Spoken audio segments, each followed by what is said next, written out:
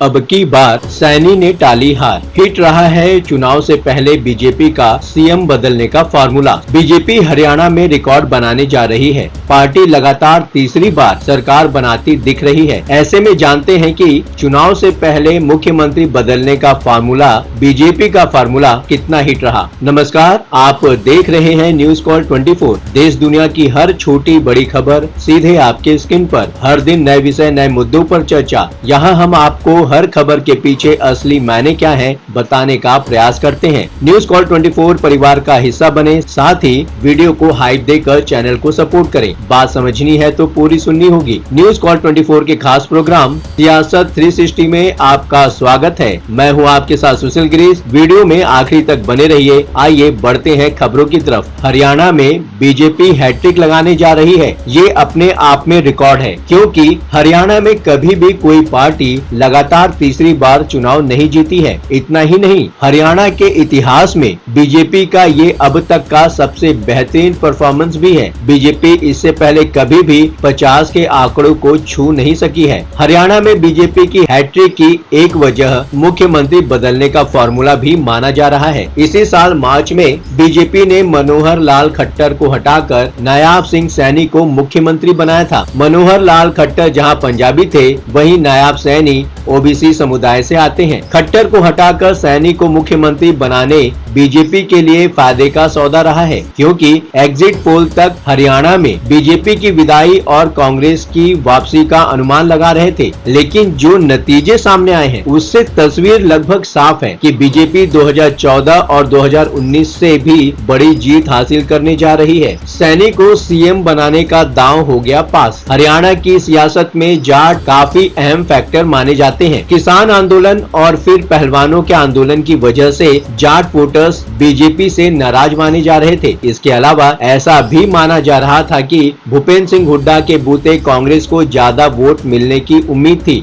ऐसे में बीजेपी ने ओबीसी फैक्टर को साधने की कोशिश की। एक छोटी सी रिक्वेस्ट है आपके लिए। मैं उम्मीद करता हूं कि आप चैनल को सब्सक्राइब करने के साथ साथ नोटिफिकेशन के लिए बेल आइकन को प्रेस करेंगे। आइए अब चलते हैं हमारे मेन टॉपिक पर। अनुमान है कि हरियाणा में 40% ओबीसी, 25% जाट, 20% दलित, 5% सिख और 7% मुसलमान हैं। हाल ही में हुए लोकसभा चुनाव में भी बीजेपी को जाटों की नाराजगी का नुकसान उठाना पड़ा है। कांग्रेस ने यहां की 10 में से 5 सीटों पर जीत हासिल की। इनमें से 2 अंबाला और सिरसा एससी सीट थी। बाकी 3 सोनीपत, रोहतक और हिसार जाट बहुल सीटें थी। वहीं बीजेपी ने करनाल, फरीदाबाद, गुड़गांव, भिवानी, महेंद्रगढ़ और कुरुक्षेत्र में जीत हासिल की। इन सभी 5 सीटों पर ओबीसी और ऊंची जातियों का दबदबा है। मार्च में जब बीजेपी ने मोहन लाल खट्टर को हटाकर नायाब सिंह सैनी को मुख्यमंत्री बनाया,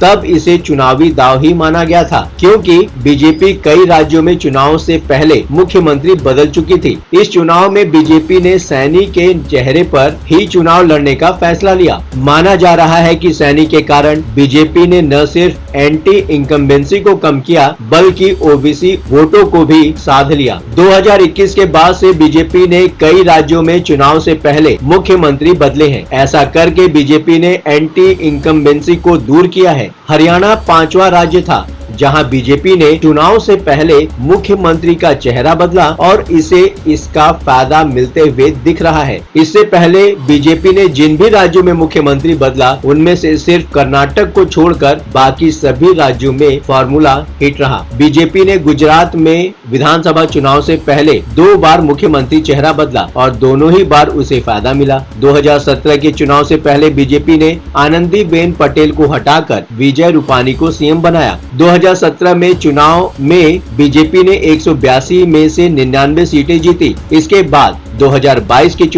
चुनाव से पहले सितंबर 2021 में बीजेपी ने विजय रूपानी को हटाकर भूपेंद्र सिंह पटेल को मुख्यमंत्री बनाया। 2022 में जब चुनाव हुए तो बीजेपी ने 156 सीटें जीती। उत्तराखंड की बात करें तो 2022 के विधानसभा चुनाव में लगभग साल भर पहले बीजेपी ने त्रिवेंद्र सिंह रावत को हटाकर तीरथ सिंह रावत को मुख्यमंत्री बनाया। हालांकि तीरथ सिंह रावत 4 महीने भी इस पद पर नहीं रहे और उन्हें हटाकर पुष्कर सिंह सिंह धामी को मुख्यमंत्री बनाया गया। 2022 के चुनाव में बीजेपी ने उत्तराखंड की विधानसभा की 70 में से 47 सीटों पर जीत हासिल की। त्रिपुरा की बात करें तो मार्च 2023 में त्रिपुरा में विधानसभा चुनाव हुए। इसके कुछ महीने पहले बीजेपी विप्लव कुमार देव को हटाकर माणिक साहा को मुख्यमंत्री बनाया। 2023 में जब चुनाव हुए तो बीजेपी अपनी सत्ता बचाने में कामयाब रही। उस चुनाव में बीजेपी ने 60 में से 32 सीटें जीत ली थी। अब कर्नाटक की बात करें तो चुनाव से पहले मुख्यमंत्री बदलने का दांव कर्नाटक में पास नहीं हुआ। कई नेताओं के विरोध के बावजूद जुलाई 2021 में बीजेपी ने